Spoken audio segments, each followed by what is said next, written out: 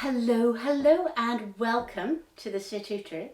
Happy Friday if it's Friday with you. My name is Jane Lindsey and I run a business called Snapdragon Life. I'm based in the middle of Scotland, and in this vlog I show you what I've been up to during the week. And this week I want to talk about harvesting. It is beautiful, beautiful weather here at the moment in Stirlingshire, and even though the sun is shining, I can begin to detect that kind of end of season kind of feeling in the garden. The grass is wet when I go down to the studio, the apples are all ripening, and lots of the plants that I'm growing here are just beginning to produce their kind of like main flush of flowers. When I first decided to grow a dye garden, I kind of saw it as being really a resource for my personal experiments in creating colour. But even in its first year, it became quite clear that it is producing more than I will ever use, because really I'm just creating to see how things work. I'm not producing products. So I've been trying to work out exactly what I want to do with all of the flowers there. And to start with, I thought, well, could I sell them as kind of as dye materials, as dried dye materials? But there's more than I can use personally, but there's not going to be that much to kind of have a product range of kind of loose leaf flowers. And then I thought, well, people are always asking how would they get into natural dyeing if they don't have any plants and this kind of thing, and have been asking if I would put together kits. So I thought, well, I will see how I could put together a natural dyeing kit with material just from the garden here, and see how that will work. So I thought today what I'll do is I'll take you right the way through this sort of early process of what my thoughts are and what I'm thinking about packaging, and I'm thinking about quantities and how you actually even begin to think about pricing something that is so labour intensive, but is also so unlike anything else that is out there available for people. So what I'm going to do is I'm going to sit here and I'm going to finish my coffee, and then I'll take you through the garden and down to the studio where I have begun to harvest some of the flowers. And you can see right from the beginning.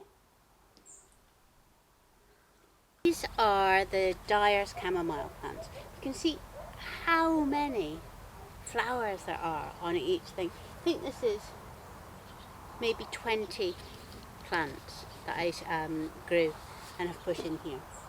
And what I need to do, I need to go in and take all of the flowers which are open, so not in bud like this, but properly open, and cut them before they go over.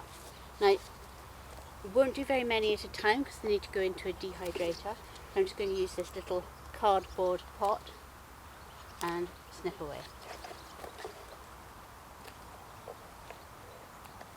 If I was wanting this to look nice in a flower bed, I would cut the stems right down and then they'd grow and hide the gap. But here, for speed and because it's part of a productive garden, I'm just cutting what I need, which is the heads. You can see where I've cut things here. Behind it there are these buds just ready to flower, and that will be out in a couple of days. Now, coming into the studio, you can see my table where I've begun to prepare these flowers.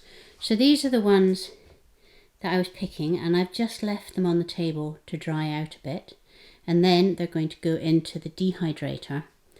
And this is what they're going to turn into, these little kind of frazzly, completely dry, you can hear them maybe, flowers. And that's what I'm looking for. So you can see how much smaller these are than the ones when I've picked them, and how that great sort of mass of flowers there is going to go down into quite a small space. And I'm going to layer them up into the dehydrating trays and keep them so that they're not all bunched up, and dry them for a couple of hours. Here I am in the studio, nice clear table. One of the things that links a lot of small businesses is issues that they have over product design and pricing. And that's what I'm going to be working on today. So I have my notebook. This is my notebook that is going to have all of the workings on it, because it's much easier to do that than to have it on a digital file. My pen, my phone, so that I can take photos as I go along of different kind of packaging options. And then I have sort of things that I'm going to be using. When you're designing a product, particularly a product that you're excited about, it is so easy to miss out some things, or to count them as free when clearly they're not free. And that tends to get people into a pickle. And I have been in a pickle with this a lot. And the unfortunate thing is that it often happens with a product that then goes on to sell really well. So you're not making a profit, you may be making a loss, and suddenly you're selling hundreds of things and your loss just magnifies.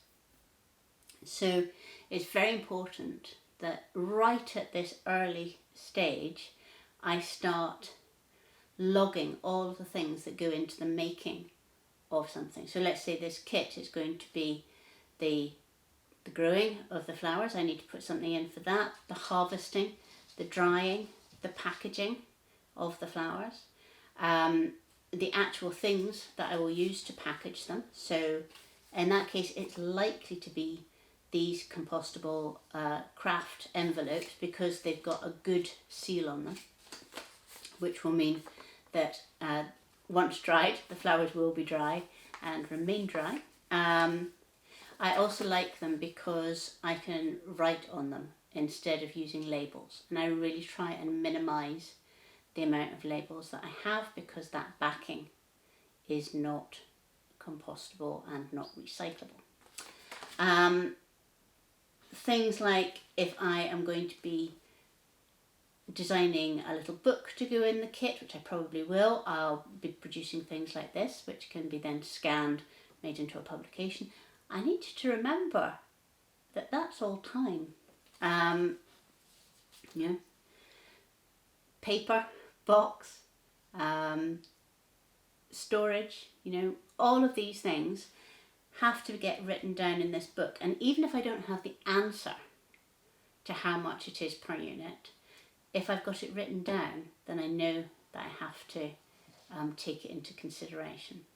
So my main considerations for this kit are that it's going to be very sustainable, it's going to be encouraging, it's going to be all from the garden, it's going to be easy to follow. It's going to be the kind of thing that if you got it as a gift and you opened it up, it would bring delight, and that you would actually use. So to have everything in it, and where, I'm really trying to work out all of the details. But, I'm right at the beginning of that. I'm going to spend time today weighing fresh and dried flowers, timing myself at harvesting, working out how many will go into one of these, work out what kind of size I actually need, all of those things. So that's what I'm going to be doing today, and I will see you next week. I'd love to know what you really like in kits. It's going to be a very limited edition kit because, as you can see, my dye garden is very small. But I would love to know what kind of kits you've particularly enjoyed in the past, and just let me know in the comments. And I will see you next week. Have a great weekend.